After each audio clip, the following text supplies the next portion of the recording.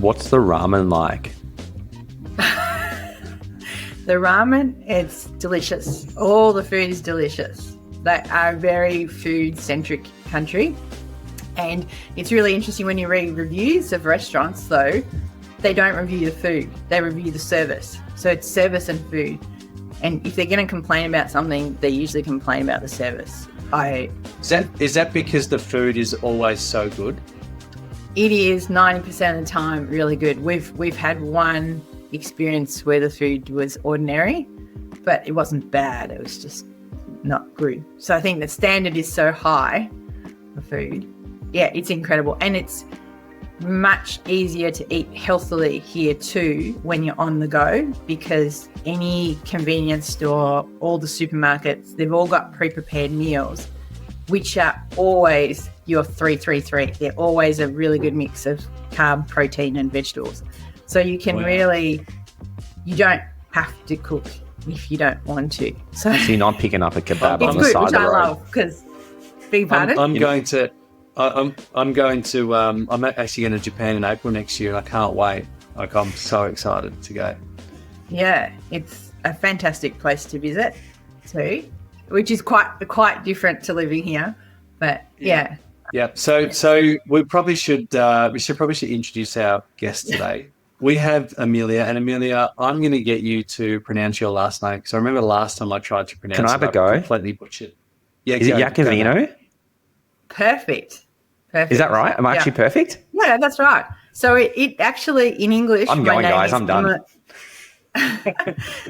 My name is Emily Jacobson. So that's what translates. So the Yakov is Jacob, and Eno is little one or son of.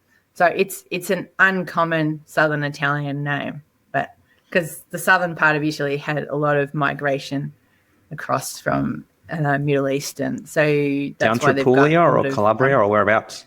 From actually Basilicata. Yeah. Don't know where that is. It's down where the heel and the toe meet. So that's like down near Lecce, kind of on the other side of. Yeah. So there is a reason why we have Emilia on today. Talk about food. Matt and myself have both been, had a business relationship with Emilia for a long time, because Emilia is one of Australia's one of 4 certifiers. Five certifiers. Yeah, certifiers. Yeah. Emilia, do you want to tell the guests who you are, what your background is, and why we're talking today? Because it's not about Japanese food, although I could probably talk about that for an hour. We could do a whole separate podcast on that.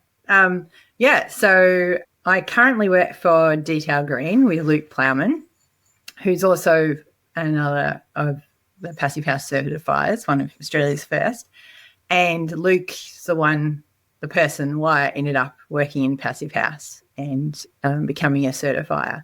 So I started when I was in high school. Actually, I wanted to be an architect, and my mum said, "Oh, there's no jobs for architect. Be an engineer." And I'm like, "What's an engineer?" She's like, "Oh, they build bridges and buildings." And I was like, "Could be good." I was a huge Lego fan as a kid, so it sounded pretty good. So I did engineering, and I ended up actually doing electrical engineering, and then ended up working in automotive for 10 years on electrical and electronic systems. And then I was actually, in that time, we lived in Japan for 2 years. So I was transferred with Ford, worked on a project with Mazda, a car for China, for the China market, which was an excellent experience. And when I came back from that time in Japan, we decided to renovate our place, because we'd been living in an apartment in Japan, and, it gets really, really hot and humid here and really cold.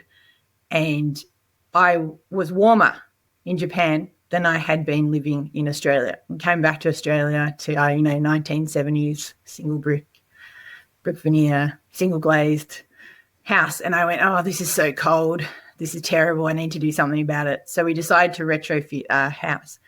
And while I was doing that, I was kind of really disappointed in the lack of information around about how to make a house comfortable and warm.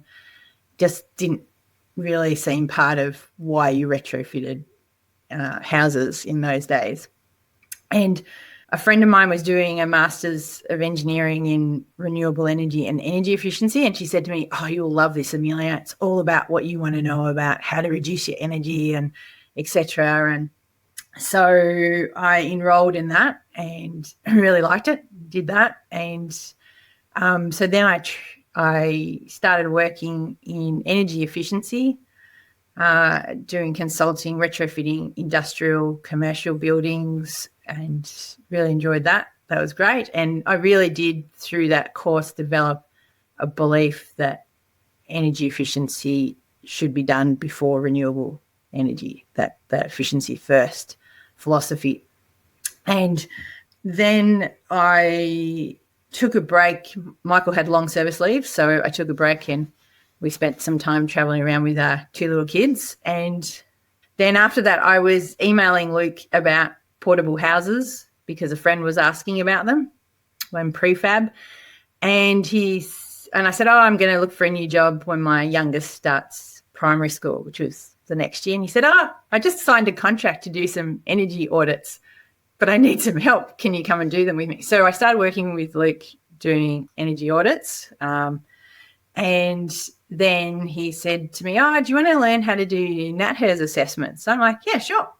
And then he said, I think you might be really interested in this passive house. Here's this book about it. So he gave me a book. He said, it's all about energy efficiency. You'll love it.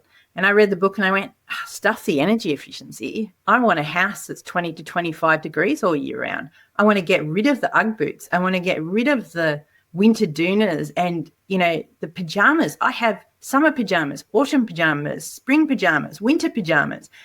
And it's just crazy, the amount of stuff to keep yourself warm inside a house, to keep yourself at the right temperature.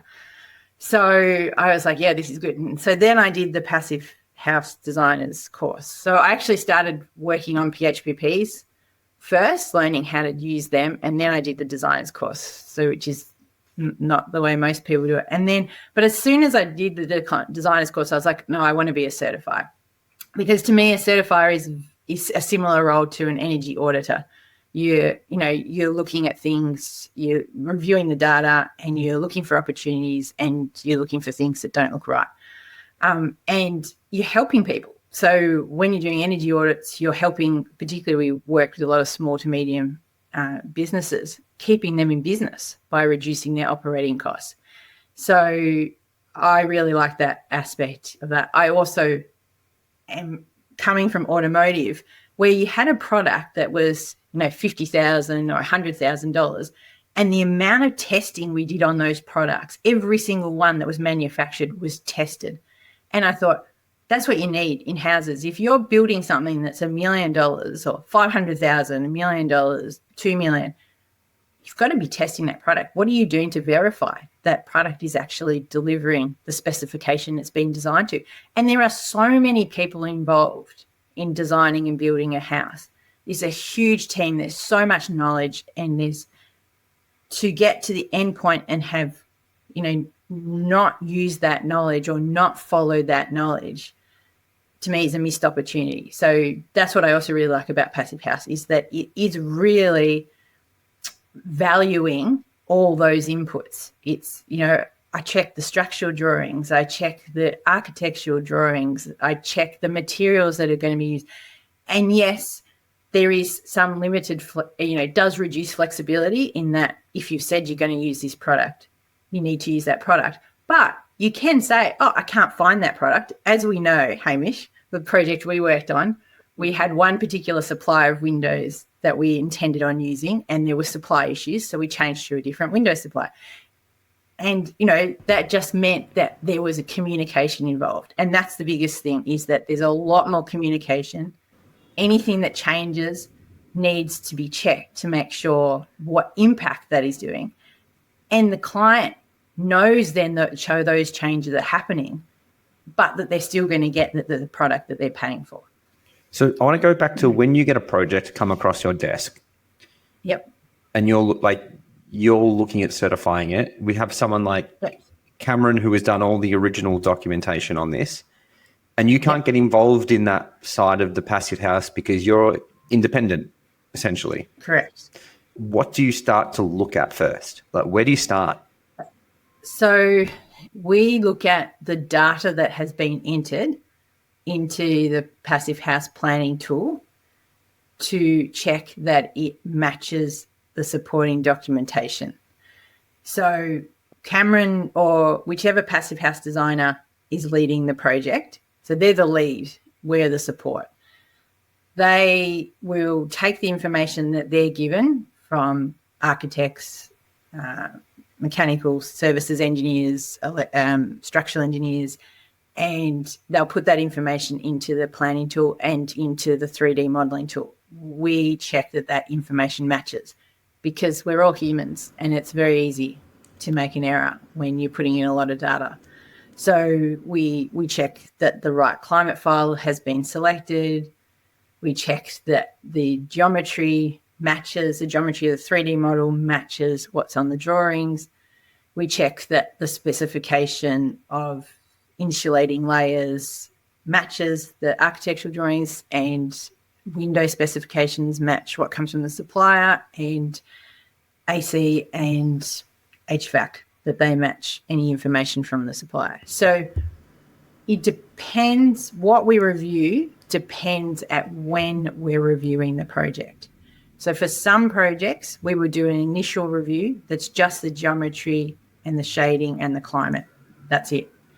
And then we'll do a subsequent review when you've defined things like the suppliers for windows, HVAC layout, etc.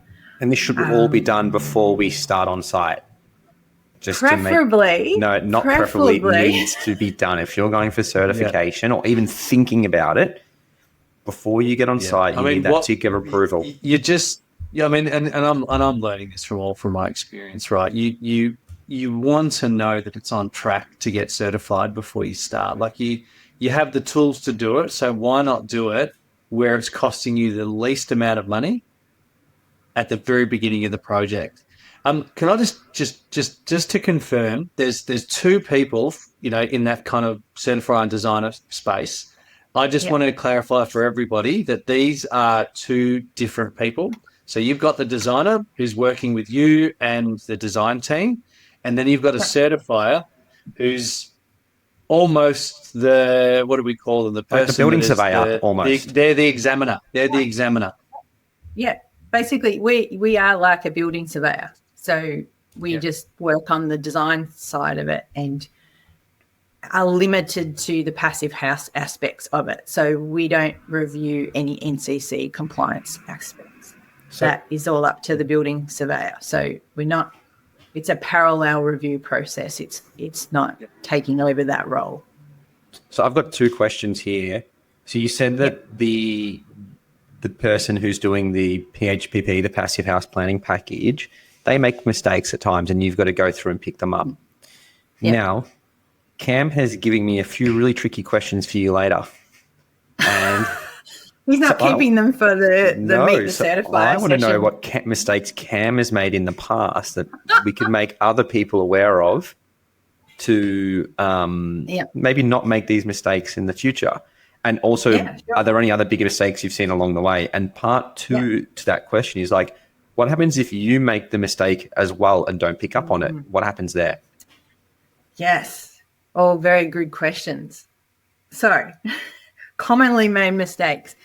The most common mistake that was made in the past was errors in calculating manual shading.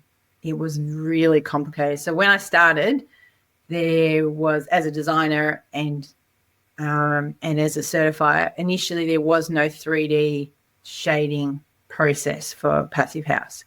So you had to do these complicated equations inside an already complicated Excel sheet. And manual shading is when we're relying on the client to pull down an external blind? Oh, no, sorry. That's additional shading. Sorry, I should clarify. So in NatHERS assessments, you draw up the model and you put in surrounding buildings. You draw in the surrounding buildings to see where you're going to get the sun onto the building and into the windows and et cetera, how much solar gain you're going to get, both in summer and winter. So for the passive house planning tool, initially you didn't draw anything up. So initially when the tool was developed, it was just an Excel sheet and you use the architectural drawings to put all the information in. So the shading information you put in, like the adjacent buildings, you would actually put that in as an equation. And that was seriously complicated, really complicated to learn how to do that. And that was the bit that always took us the longest to review and where the most commonly made mistakes were. Is that like a tree? Is a tree an example of that? Yeah, like a tree. Where it's existing building in your neighbours, or yeah, exactly. Same. And is same that just to confirm now? That's done in Design PH in like a SketchUp file. That is now. So that is now Design PH, and that has made a huge difference because the shading is more accurate, and it's faster for the designer, and it's faster for the certifier to review. So that's a huge improvement. Like Design PH has really shifted the whole passive house planning process to a new level. It's been great. And there's actually some additional changes that have just come out recently, which actually relate to shading as well, because one of the other major issues was picking the right climate file. So the Passive House Institute in Germany has approved climate files that you use. So they're ensuring that they've got sufficient data behind them to be accurate. And there are some locations, particularly along coastal Victoria, such as the Mornington Peninsula, where there are multiple files that you can pick. And it's not necessarily just what the closest file is, the closest location. So it can be about the topography of the location, the altitude of the location. That's really important. So picking the right climate file is one of the other ones that's probably still the most important one. And these are past climate files. They're not based on the future of what might happen. They're based off, because I know NatHERS is set from ages and ages ago, isn't it? So when we talk climate files for NatHERS versus climate files for Passive House, what's more accurate? Well, I was just going to and it's relating to this question too, Matt, because climate files are one thing in PHPP. You're probably referring to climate zones. So the climate data in general across both Passive House and NatHERS is got the same issue, that it is all using historical data. And as we know, recent climate is not quite like it used to be. So, the NatHERS data, I'm not exactly sure when they limit it, how far back they go. I know from like the 1800s, isn't it? Probably. Passive House has a limit on how far back, because they actually have a tool for certifiers to use when there is this conflict about which data file should we be using. There is actually a tool we have to do some further assessments on different data files and pull in BOM data to actually make a comparison for specific sites. Bureau of Meteorology, for those who aren't understanding. Who just released an awesome update to their app too. I've got a question though to follow with this, because I've just spent my second night in my new Passive House, and we talk about that, the shading. That's a show off, Matt. I know, it's just such a shock. Drop the Net Grand Designs episode coming out soon. By the time that this is aired on TV this morning, Emilia. I woke Don't up. worry, I got that. Yes, I feel you. I didn't have that. It was nice. I woke up and it was 20 degrees. The first time in a long time that's happened without a heater. So actually ever, but I'm digressing. So my house now is obviously gone through the modeling and the shading and what is put around me. If my neighbor decides to build something that's double story that affects my north face glazing, is my house no longer a passive house? Oh, very good question. The certification is at that point in time.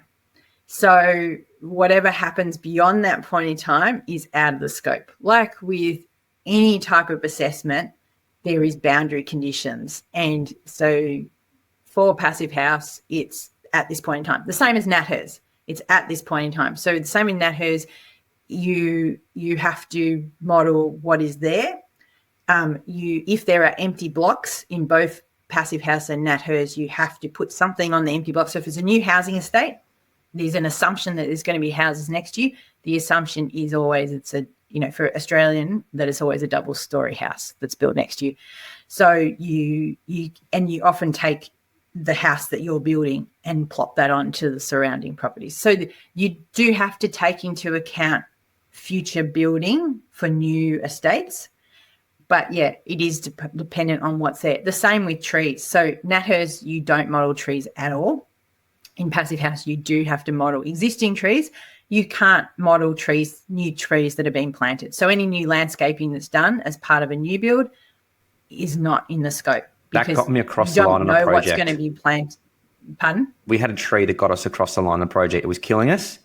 And the people who originally ran the numbers had made a few mistakes and assumed some things that were totally irrelevant. And it was looking like we might not get to certification level. We're on 15.5. And then one day the clients woke up out the back and the back tree that was killing everything was getting chopped down by council, and then just dropped their heating demand by a huge amount, and we passed. Yeah, wow. that is very lucky. Was it stopping solar again? Yep. It was completely shading everything to a point where we even got CAM involved to find any little issues with it. And the file that was originally produced at the start, and this is why we go back to what we said, get the project approved before you get to site. They ran the PHPP on like the concept plan, never touched anything, changed the windows, didn't change insulation, didn't do anything, didn't tell anyone. The other thing is they changed the color of the house from black to white, which made a huge change as well on the performance. Yes. And the same as the roof. And then that just completely killed the project. And we end up getting it certified. Full disclosure, we're not advocating for people to go and cut trees down if it means that you're failing your PHPP. I was at the time, but not. But we didn't know this was going to happen. It was like, oh yeah, cool. I got the plaque on the wall now. So I think, and that actually, so exactly that situation is why you do want things reviewed early, because the certifier would have picked up that what was in the PHPP wasn't what was in the drawing set and said, these don't match. You need to adjust all these. So it's not our job as a certifier to change everything. We do assist if designers are finding not quite understanding what they need to put into a particular section or what's relevant or what's not relevant. We can assist them with them, but it's up to the designer to fix their PHPP.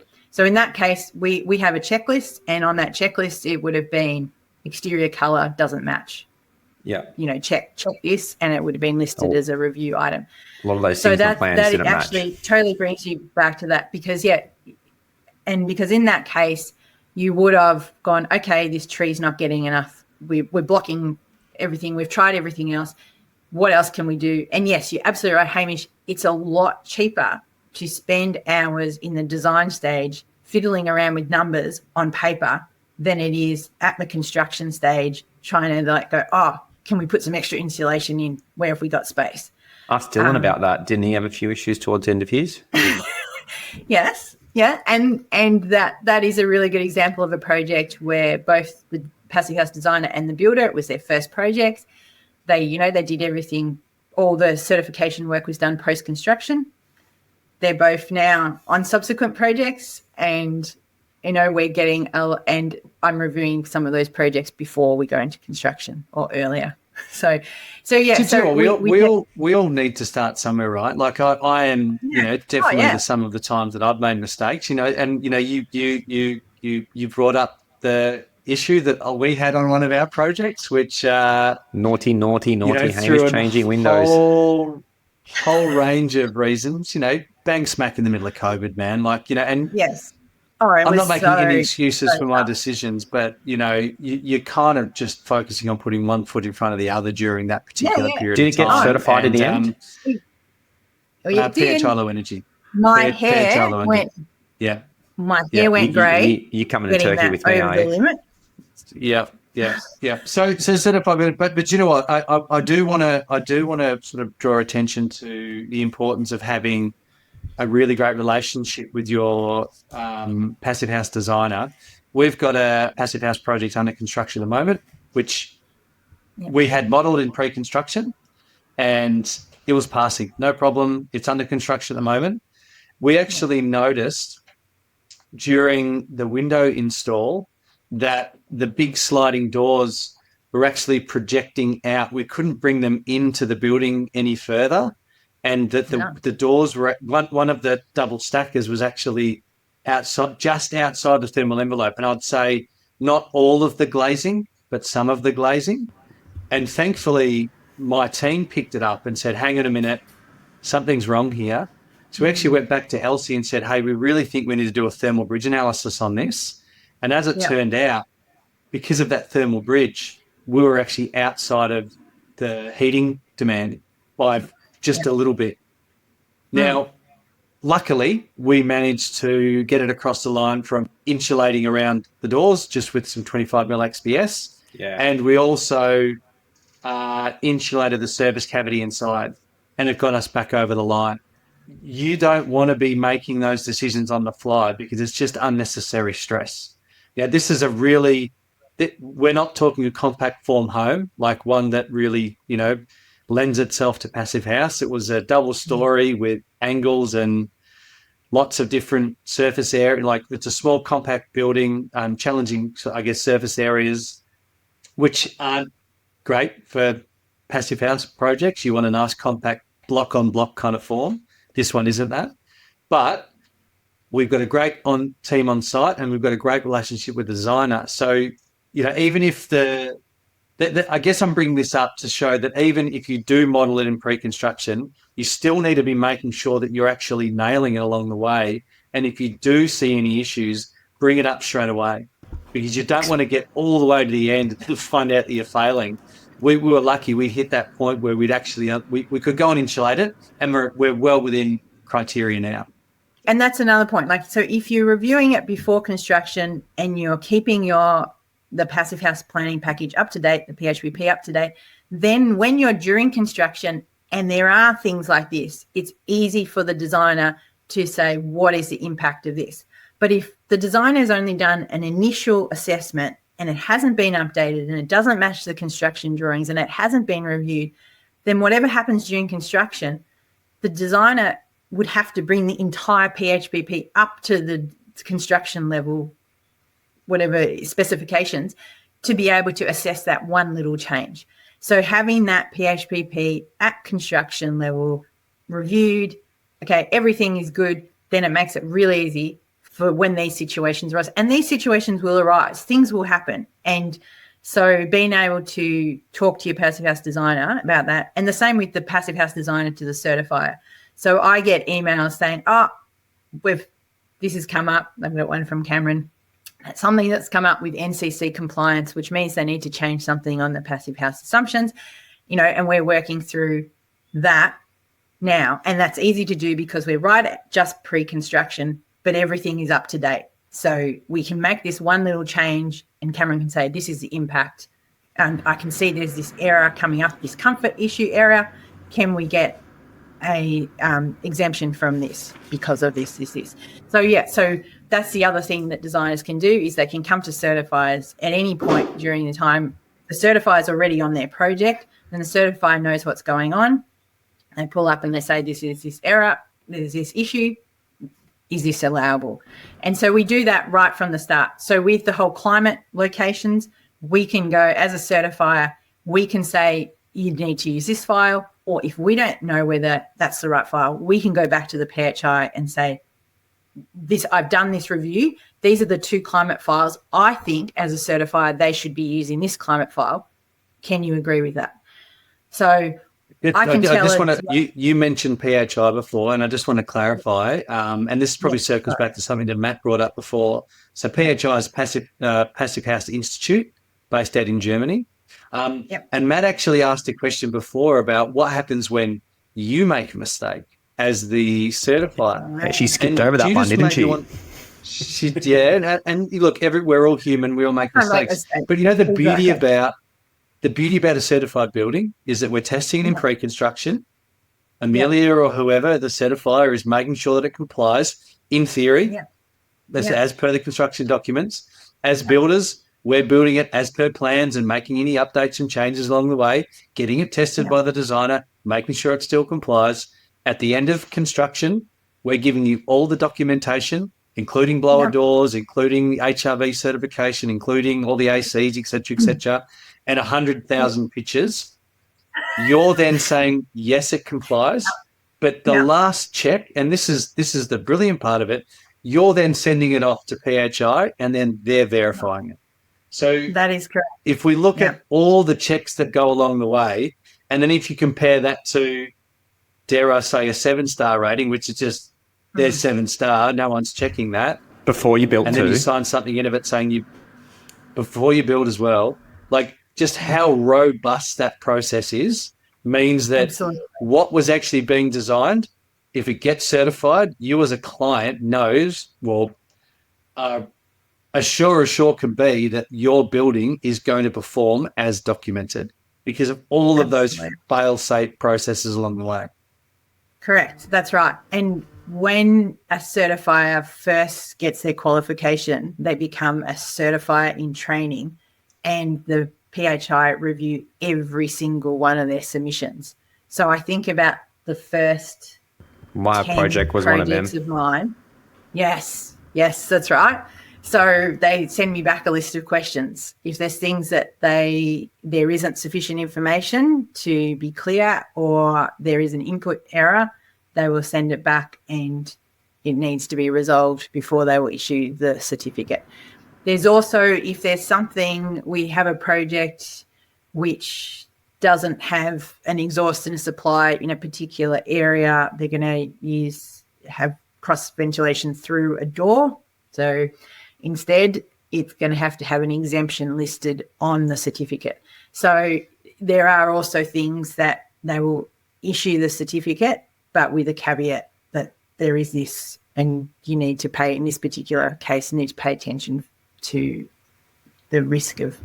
Just so you guys know, Juniper is going to join us in this podcast now. My youngest daughter, Emilia, I don't know if you know, but she's talking early. She's fourth guest in here. Had a little girl. She's about to come in, and I'm about to get get strapped to me, and I'm going to take her for a walk as we're having this podcast.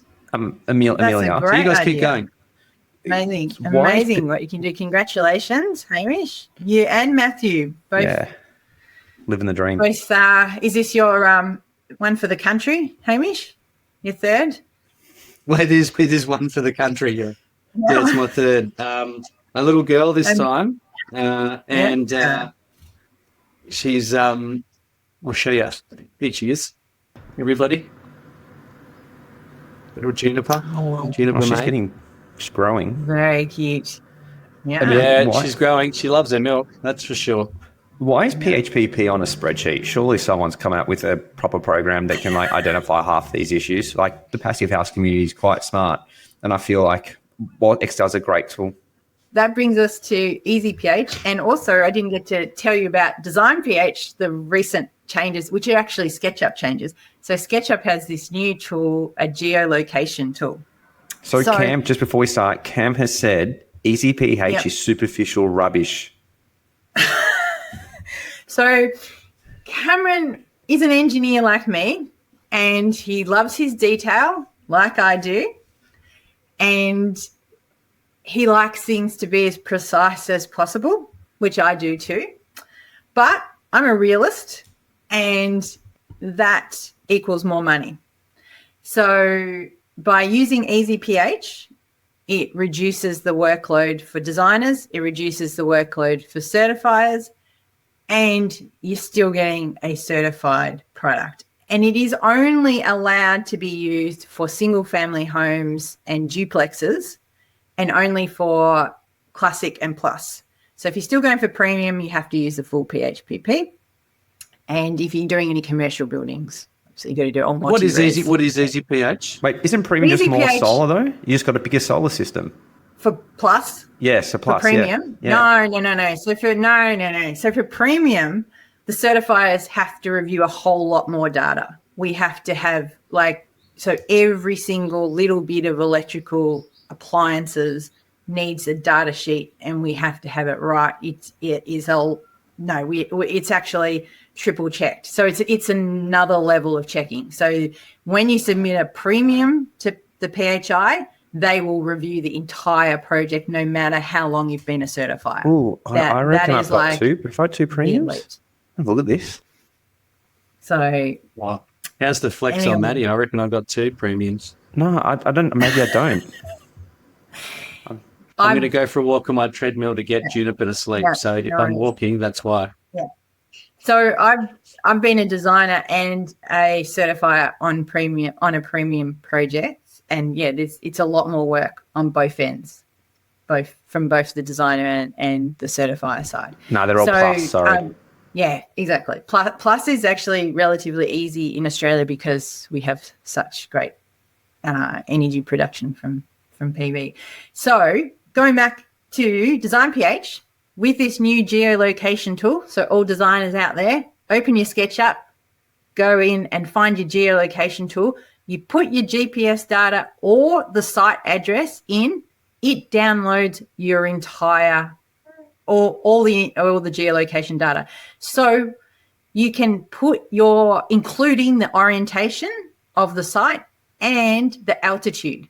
So you can do everything you need to do for Passive House in terms of your location, your altitude, your direction of site comes in automatically. There's no having to get confused between a site survey, which uses True North versus Grid North versus there's like 3 different types of NORs. So all Passive House designers, I'm now using that to check all projects that are coming in, and I'm saying to all Passive House designers, use this tool.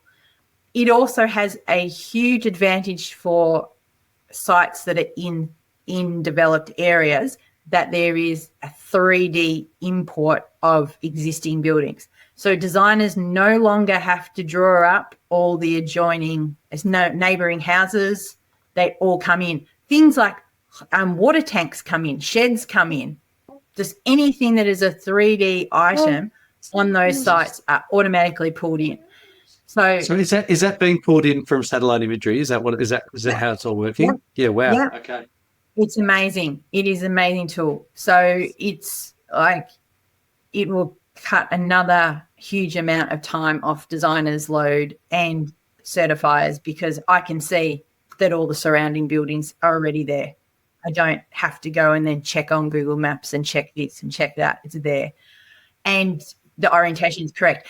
And with the GPS data, it automatically also, because you've got the Design PH tool built in there, selects the right climate file, the climate file that PHPP say you should use. If you have an objection, Matt, why doesn't CAM like this? So you can use this on normal PHPP. So this works for normal PHPP as well. This you can use across normal PHPP. This tool just came out like last month. This is a brand new tool. So Cameron probably hasn't started using it yet. I don't know if I've told him about it. You're excited when this tool came out? Were you just like, ooh, new tool? It was. I have to give where credit is due. It's actually my colleague Paul Gray. He's the one. He does a lot of design work, and he's the one who said, "Look, Emilia, there's this new tool. It's so cool." So he actually showed it to us. So. It seems so obvious. I'm just going to circle back to something really quickly that you said earlier on. Like you said that you weren't interested in just putting solar panels on, and all that kind of stuff, because you're all about actual comfort and the fabric of the home. Why not just put a bunch of solar on and put batteries on and just run your ACs all the time? Because that doesn't really make you comfortable. Like, it makes you cold or it makes you hot, but it's not comfortable. Like, it doesn't get rid of drafts. It doesn't get rid of condensation. It doesn't improve air quality. Yeah, exactly. So while there is those two things, that the comfort is not just the temperature. The comfort is things like humidity. The comfort is things like air quality, not falling asleep at 2:00 in the afternoon because there's no fresh air in the room you're in. It's not sitting by a window and having to put an extra blanket on because it's single glazed glass. Like, it doesn't matter if your heating's pumping out.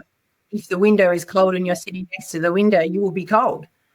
This is exactly what I wanted you to say. This is exactly what I wanted you to say. So I don't want to discredit the fact that solar and batteries, in my opinion, are important. They're a technology. They're so important. It's technology, and honestly, your home, even if it's a passive house, is still going to use electricity. Oh yeah, it's still going to use energy, just a hell of a lot more.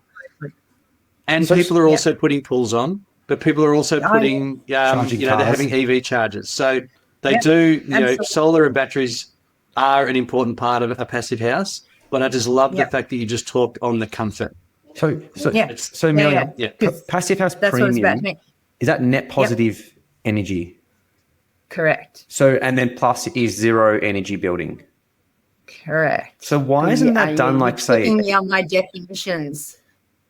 I've got Gemini here saying net zero building for building services, energy generated roughly equals total energy consumed. So why isn't that then done, say, a year and a half post occupancy to see if they're producing more or less, rather than based off data that is hypothetical? Because passive house isn't very hypothetical. It's all about the data. Why aren't we looking at premium or plus in the future? You do put in, there is a tab for PV, and you have to put all the data in for the PV system. So there is an assessment. The PV technology is it's really old now. I mean, it's stable. You know exactly what you're getting out of those panels. The data sheets are accurate. So you don't really need to say, let's check that the PV system is actually generating the client's as much energy use isn't accurate. If we're looking here at like what the client uses, if they start running all these extra things and then charging 3 or 4 cars, well, now they're not generating more power than they need. So then how would they fit into premium? Once again, we have to talk about boundaries. The boundary of passive house is the thermal envelope. So it is the energy that is consumed within the thermal envelope. Yeah, you could try and extend it to everything, but where do you draw the line? So pools aren't included then? Pools are not included. Okay. If you have a hot water tap outside if you've got an outdoor barbecue area with a hot water tap that is supplied by the same hot water system that the rest of your house is, that is included because it is the system that is supplying the house. Okay. But if you had a separate hot water system for an outdoor kitchen, like an under sink one, that wouldn't be included in the electrical loads. But wouldn't that be with the solar? The solar supplying the house, but it's also supplying the car? It does. But again, there is that definition, and that's where it's limited. Come on, Matt. You're splitting hairs here, Matt. Come on. I'm just interested because... what you can do as a designer or as a client is ask the designer, say, I intend on charging 2 cars. I intend on having a pool. Can you add those loads in and tell me what it does? So the tool is so powerful that you can use it to do anything you want. And the same with the client files. So the passive house planning package has an option to increase the temperature. So you can put in, actually, this data set is too old. I want all the climate data to be 2 degrees warmer. What does that do to my design? How do I need to adjust it to deal for 2 degrees? And there is actually a stress test chart in the PHBP under the summer tab that actually shows you what happens if you don't use your temporary shading, if you don't open your windows overnight, and what happens if the temperature increases. So you can look at all of that. There is a difference between how you use the tool as a designer and how you certify. So certification has assumptions built into it. So even what Cameron was saying is, EasyPH has more assumptions built in of things that the Passive House Institute over the last 30 years have worked out don't really have much impact on single family homes. So one of them is hot water pipe distributions. So in the full Passive House PHBP, you've got to draw up a whole picture and calculate exactly the routes of the piping and the lengths of the piping when they go upstairs and downstairs. Exactly. It's an annoying thing to do. It's an annoying thing to review, and it really doesn't make a difference. EasyPH, you don't have to do that. EasyPH, you don't have to do the grounds sheet. EasyPH, you don't have to do the electricity tab, even if you're doing plus.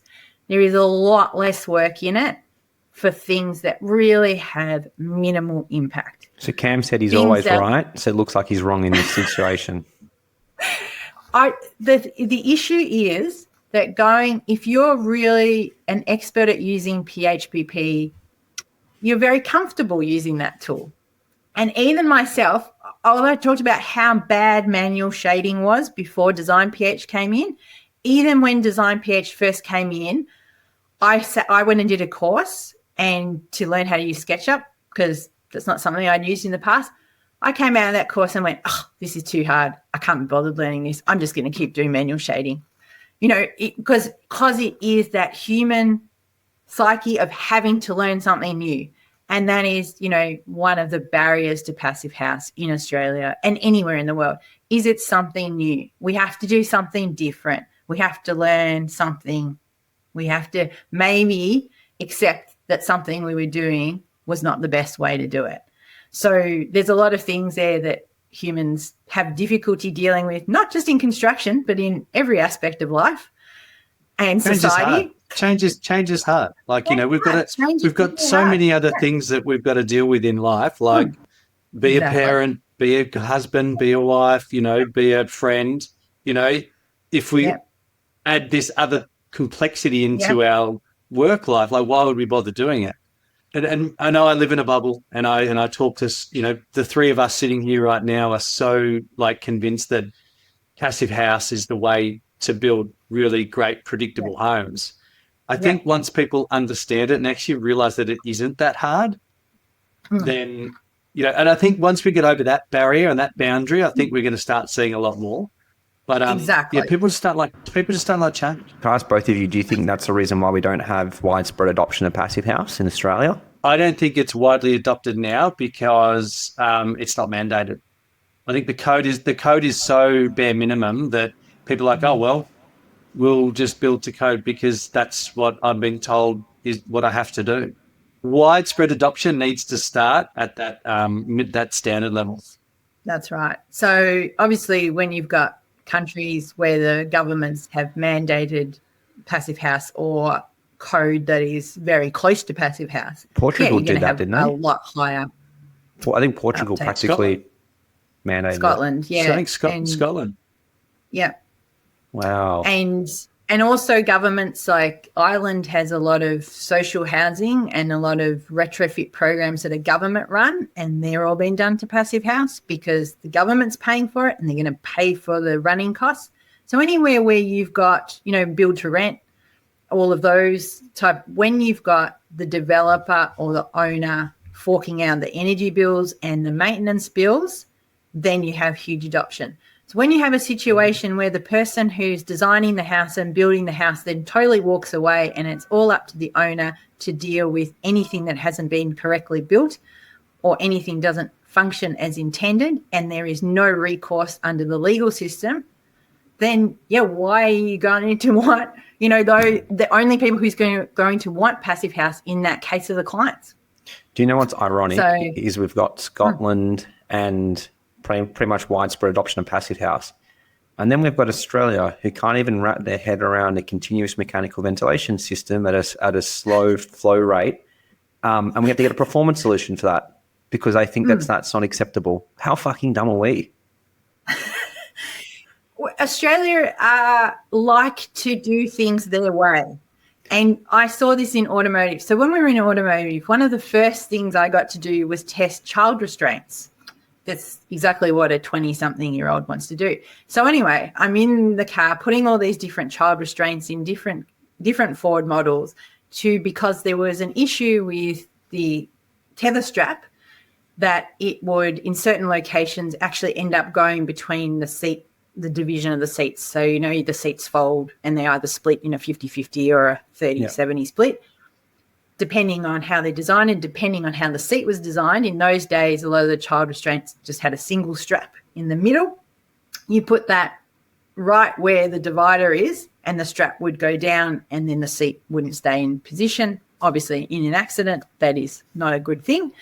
So we actually were working on a pamphlet to show parents how to install their child restraints correctly into cars. Now, what had then happened is Europe introduced the ISOFIX method, and the rest of the world went, oh, yeah, this is awesome. Australia went, oh, no. You can have the ISOFIX, but you still have to have the tether strap. So in Australia, we have unique child restraints for the Australian market. Now, what does that do? All that does is drive up the price. So customers in Australia pay more for their child restraint. You can't take your child restraints anywhere else. If you've been living in Europe and you come to Australia, if you use your European child restraints in your car that has been built to accept those ISOFIX restraints and you have an accident, you are liable because it's not covered under Australian law. I mean, how stupid is that? Like, what is our population like compared to the rest of the world? So Australia has this thing about the things we do, wanting to keep doing them the same way we've been doing them because it's our way. But yes, is it the best way? Not necessarily. Is it the best for society? Not necessarily. So, yeah. And again, yes, it is change, accepting change. And there's always vested interests as well. Yeah, so it's paying to play. It's like you got these big companies like truss manufacturers and Blue Scope Steel pumping huge amounts of money to get things like steel frames into the code that suck. Yeah. I just want to land on something. I know we're sitting here saying that why isn't this widely adopted? But what I do want to say, and maybe I'm going to be the glass half full person here, Emilia, when you and I first met, probably over 5 years ago, 5 or 6 years ago, when I first started on my journey with Passive House, it was so new. I had no fucking idea where to find information. Fast forward to now. Like how much information in there. And even if people aren't, there with adopting Passive House yet, they know about it and they're familiar with it. And, whereas 5 or 6 years ago, if you said Passive House, people are like, what are you talking about? I've got no idea what that is now. Grand Designs, this latest series, I know that there's one coming up very soon, Matthew, and, there was one in the last episode. Like, it is becoming more known and people are actually, I know people come to us for that solution now, and I think people are starting to realise that they need to future-proof their business, and future-proofing their business includes building better homes. Yeah, exactly. And what's excellent about Ryan's project as well is that it's not your typical home. It's a very, very, very different home that's still. Oh, what about Ryan's project that wasn't typical, Emilia? I watched it and it door on the toilet. Wildly normal. I loved it, by the way. Ryan, if you're listening, I loved that project. It was so good. It is. And I was very fortunate to work on that project with Ryan as a designer. So that was a very exciting project to work on. That was interesting to do the NatHERS assessment for that project too. It was quite a complex one from that aspect as well. So, it's really good. And that's what's really good too, is that we're seeing more and more diversity in Passive House projects, both in residential and commercial. So people are starting to see what you can do with it. And going back to the whole steel thing, you can use steel in Passive House. You can use concrete. You can use straw bale, you can use hempcrete, as we know. You can use any construction methodology you want. It just has to comply. And that's one thing I love about it. I'm from an engineer, it's like, this is where you have to get to. It's a problem and you need to solve the problem. And how you do it is up to your imagination. So it's great. Like, it really does allow for just thinking outside the box, which is just great. Just using that creativity. I love to see that. So I got two questions. And you know what? I would. So Matt, just before you go, because Emilia, I know you're an engineer. I know Scott Stewart is also an engineer. Cameron's an engineer. Luke's an engineer. Claire's an engineer. I'm pretty sure Marcus is an engineer too. Yeah. Marcus is now probably an engineer as well. He's probably an engineer now. If Cam's not, a rocket scientist next week. Right. Like it is like all the people that are in that doing the and this I love about it, because I love the idea of it, but I don't know the nuts and bolts of it. So I love then diving in and listening to people like you and Cam and Marcus talk about all the little stuff in the weeds, because I would never be able to figure it out. But I get excited with how excited you guys get with it, and I just love that you see it as a problem to solve. And I think that's great, because we don't want to say you can't build like this because it's too hard to get to passive house. Like, we don't want to put those barriers up. We're going to say we can get here, but we just got to solve all the problems to get there. So I really love that approach. Yeah. Exactly. And I love the teamwork involved in solving those problems, because you can't do that by yourself. You need everyone. You need the builders, you need the architects, you need the other engineers. If and great clients, you need great clients who are willing to stand on the edge and jump off and say, this is what I'm demanding from my project. Absolutely. And you know what's really interesting? We're starting to see clusters of passive houses. So in particular suburbs, when one passive house pops up, another one pops up, often like trees or weeds. Either way, people are seeing that. They walk past a passive house, they might go to an open day, and they're like, oh, I'm building, I'm here, I'm going to build a passive house. And particularly in climates that are colder. So, Victoria is still the number one spot, and Blue Mountains, a lot of, and other parts of greater Sydney area or out of Sydney.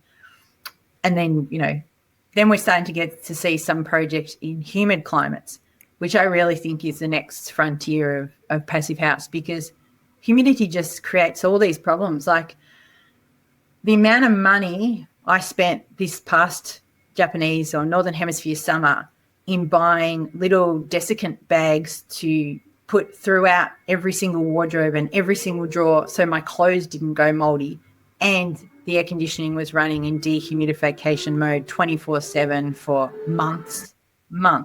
It's just there is so much cost involved in trying to keep something at the right humidity, and the amount of waste if you don't, you're talking, if your clothes in your wardrobe get destroyed because of mold, hundreds of dollars, thousands of dollars to replace your wardrobe.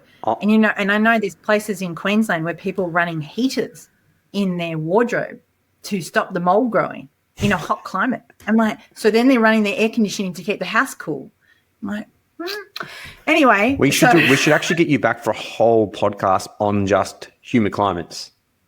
Well, I don't know if I'm the right person on a humid climate podcast, Marcus, because I haven't actually. Yeah, Marcus. No, Sven and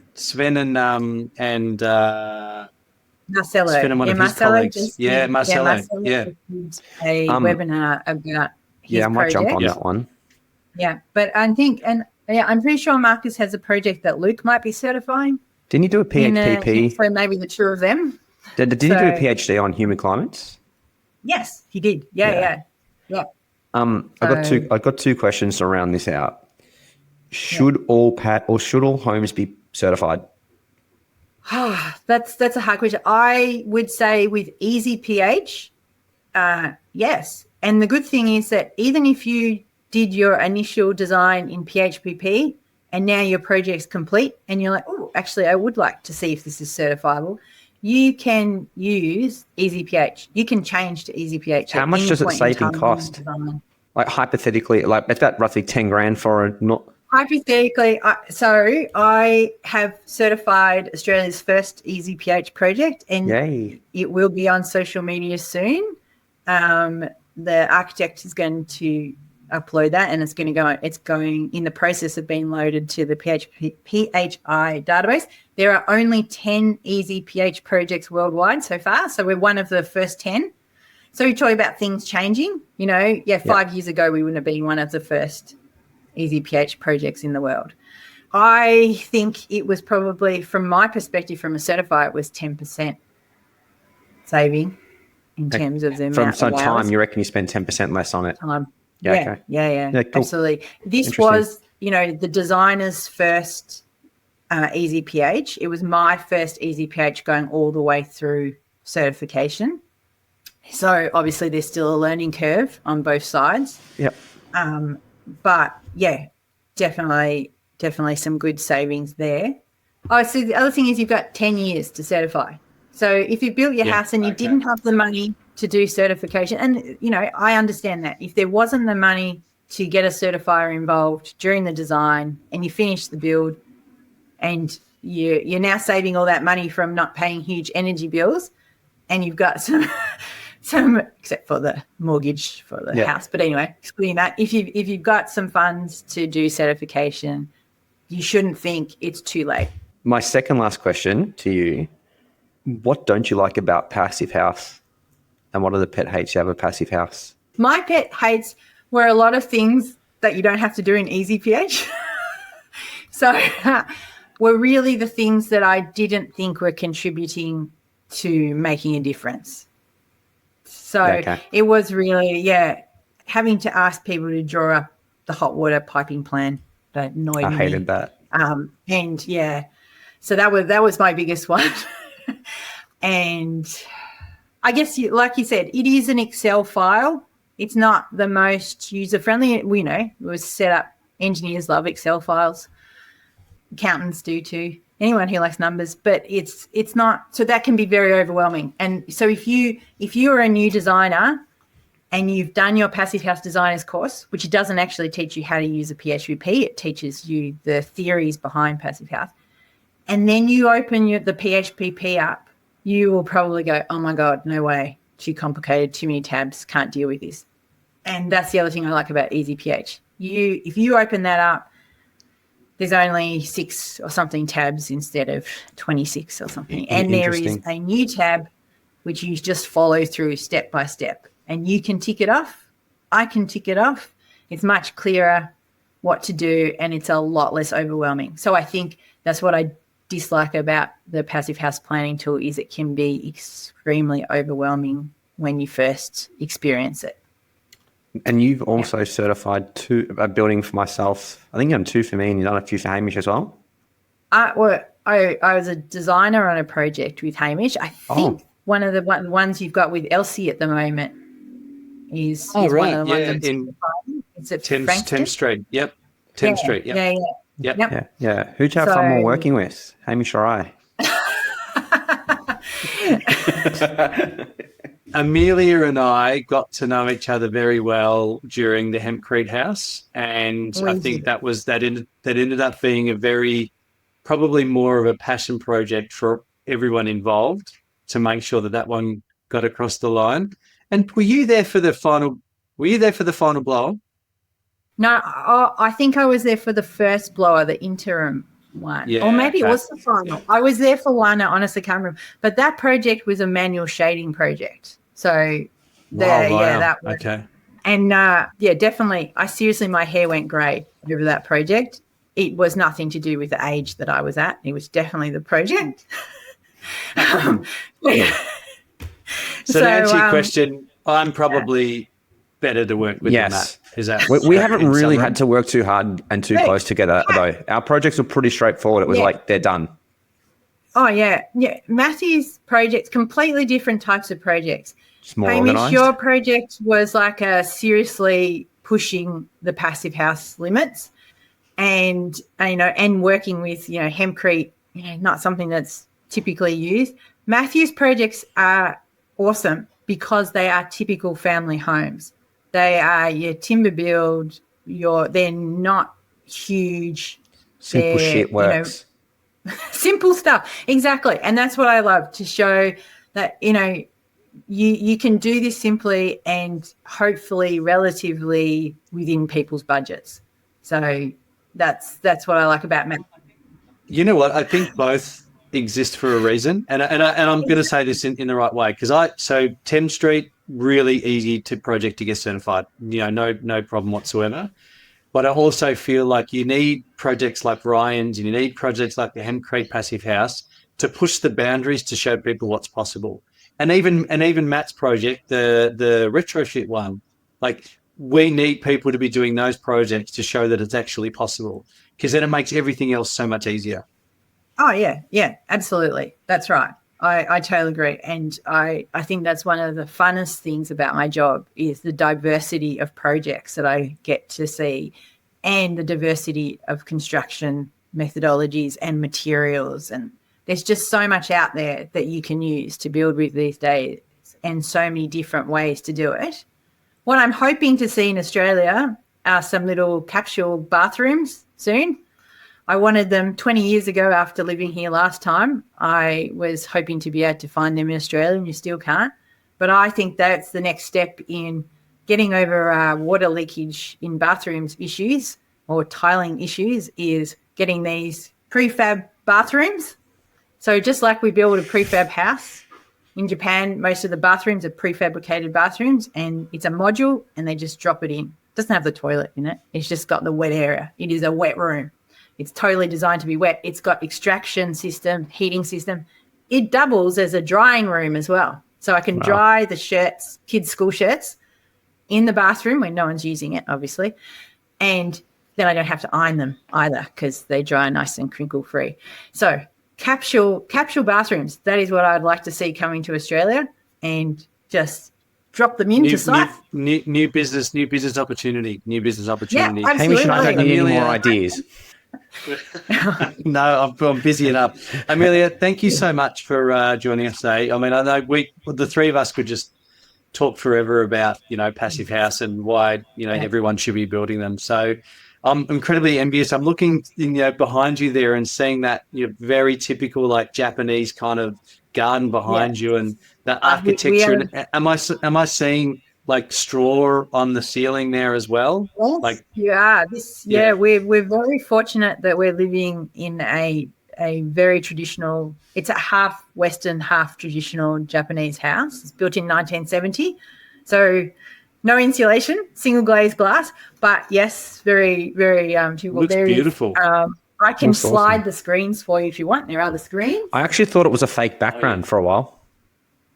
Oh, look, there you go. The rice paper screens. Are they rice paper? Yes. Rice paper screen? Yes, they are. They're called shoji, and they are lovely. And they do actually provide an insulating layer. So you do, when I open them up in the morning, the air between the shoji and the glass, the screens and the glass, is colder than the temperature in the room. So they're good. What we have learnt, though, is that there's two different types of paper, and we've got the traditional paper, which is not cat-proof. So there are lots of little stickers all over it where the cats have scratched it. But anyway, you just buy stickers. And they're cute little flower stickers. So the repairs become a beauty part of the beauty of the screens. But apparently between rentals, they replace the paper typical. And you can get a plastic-backed paper, which is designed to be cat-proof. So they're very much a cat culture here. So there is everything you could possibly want for your cats. Our cats are so spoilt here. Incredible. Thank you for coming on. Amazing. Thank you for coming on, Emilia. If you need to get onto you, Detail Green, Instagram, website, reach out to Hamish if you want to get onto Emilia. Website, actually. So, and it's got lots of links to projects we've been working on. I'm sure it's got links to Matthew and Hamish's projects on there. So, I'll give it a check out. Thanks so very much. Yeah, thank you for your time. Thanks so much, Emilia.